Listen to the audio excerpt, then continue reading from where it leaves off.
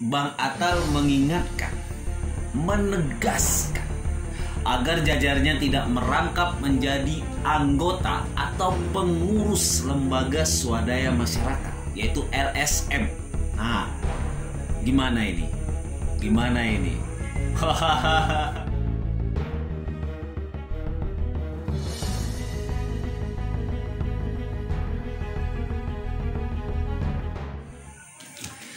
Baik, assalamualaikum rekan-rekan YouTuber kampung. Malam ini saya ingin mengabarkan apa ya? Ya, ini videonya diambil malam hari.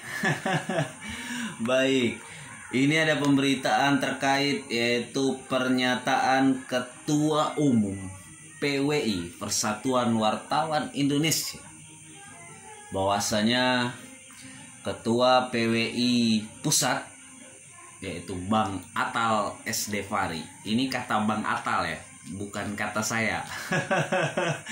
Jauh sekali kata saya. Saya hanya Ketua PWI Pokja Kota Jambi, tidak ada apa-apanya. Tapi ini Ketua PWI Pusat yang menyatakan bahwasanya Bang Atal mengingatkan, menegaskan agar jajarnya tidak merangkap menjadi anggota atau pengurus lembaga swadaya masyarakat, yaitu LSM. Nah, gimana ini? Gimana ini? Gimana nih para suhu-suhu? Ini Bang Atal menyampaikannya pada saat kegiatan diskusi bersama anggota PWI se-Lampung di Provinsi Lampung dalam workshop peningkatan kapasitas anggota muda PWI Provinsi Lampung pada tanggal 18 Desember 2020 yang lalu. Ya, masih dekat ya, masih sangat dekat. Apa kata beliau? Saya melarang anggota PWI merangkap menjadi pengurus atau anggota LSM, katanya. Kalau seorang wartawan juga sebagai anggota LSM, maka tidak profesional, tegasnya. Wah, ini tegasnya Bang Atal ya. Ini dari sumber yang saya baca di medsoslampung.co. Nah, bagaimana rekan-rekan para suhu?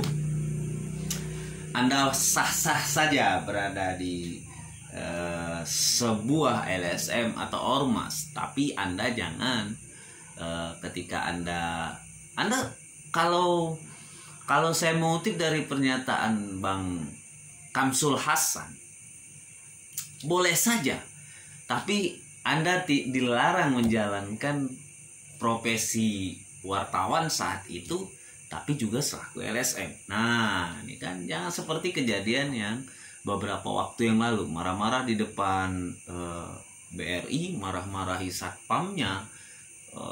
Dia menyatakan seorang wartawan gitu ya, ada wartawannya juga padahal LSM gitu kan. Itu yang diharapkan tidak terjadi yang seperti itu gitu ya. Ini pernyataan Bang Atal ya, bukan pernyataan saya. Kemudian juga Bang Atal berharap agar PWI daerah terus mengedepankan sikap profesional dalam menjalankan tugas, tetap dijunjung tinggi, terlebih bagi wartawan yang sudah terverifikasi dan telah memenuhi standar kompetensi. Nah, standar kompetensi. Jadi kalau Anda wartawan yang sudah memenuhi kompetensi, terus Anda juga yang tadi, saya tidak perlu mengulang-ulang, ya rasanya Anda harus memilih salah satu lah ya, wartawan atau LSM, kan begitu ya. Mohon maaf nih kalau saya salah. Jadi saya hanya meneruskan kata-kata dari Ketua PWI Pusat ya. Selain di medsoslampung.co, juga dilansir di laman daerah.sindonews.com. Di sini juga dikabarkan hal yang sama apa yang dinyatakan oleh Bang Atal. Intinya Bang Atal S. Devari melarang selaku Ketua PWI Pusat, melarang hal tersebut. Nah, sebelumnya juga pemberitaan lain nih. Nah, kita lihat pemberitaan lain yang terbaru, yaitu pemberitaan di editornews.pikiranrakyat.com, editornews.pikiran/rakyat.com. Di sini judulnya adalah, di sini kebetulan bukan anggota PWI ini, tapi ini adalah Ikatan Wartawan Online, artinya juga punya ketegasan yang sama kan. Di sini Iwo Merangin ingatkan wartawan. Nah tuh, karena dia mengutip ada pernyataan dari Dewan Pers dalam tanda kutip haram wartawan rangkap LSM. Gitu. Ini pernyataan juga disampaikan oleh pengurus daerah atau PD Ikatan Wartawan Online Kabupaten Merangin gitu, karena katanya sudah banyak mendapatkan laporan terkait hal yang seperti ini. Di sini disampaikan oleh sang ketuanya itu Holil King. Angkat bicara, apa katanya? Saya kerap mendapat laporan menanyakan nama oknum di lapangan, apalagi menjual nama wartawan. Padahal tugas wartawan itu adalah memberikan informasi kepada masyarakat dari sumber yang berimbang, bukan berdasarkan opini pribadi dan sesuai data yang akurat, bukan malah menakuti masyarakat. Nah, di sini sudah jelas gitu ya, sudah jelas tentunya dilarang gitu ya, dilarang. Nah, itu tadi, itu pernyataan sang ketua Holil King ya, yaitu jangan menakut-nakuti masyarakat ya, wartawan itu tidak untuk menakut-nakuti masyarakat gitu ya. Kok jadi kesannya horor gitu ya, kayak hantu saja, jangan menjadi hantu lah gitu ya, menakut-nakuti masyarakat gitu ya. Selain itu, wartawan boleh membuat dua profesi seperti membuka usaha bisnis lainnya. Jadi intinya adalah bukan menggabungkan wartawan dengan LSM. Jadi jangan digabungkan, jangan digabung-gabungkan. Pisah-pisah saja lah ya. Jadi menjalankan profesinya itu pisah-pisah, jangan disatu-satukan gitu ya. Gitu. Dia juga mengutip apa yang dinyatakan oleh Bang Henry Hairudin Bangun atau Bang Henry CH Bangun, bahwasanya di sini melarang keras wartawan merangkap sebagai LSM. Asalnya hal tersebut bisa menyalahi kode etik jurnalistik. Bagaimana para suhu, para rekan-rekan? Ini bukan pernyataan saya ya. Ini pernyataan, bahkan ini saya ambil lagi satu peristiwa yang di luar dari PWI. Nah, tadi juga sudah ada ketua PWI. Kalau ini adalah dari Ibu. Pada dasar dan pada intinya adalah sama keberatannya, yaitu ya para suhu dipisahkanlah ya, suhu ya.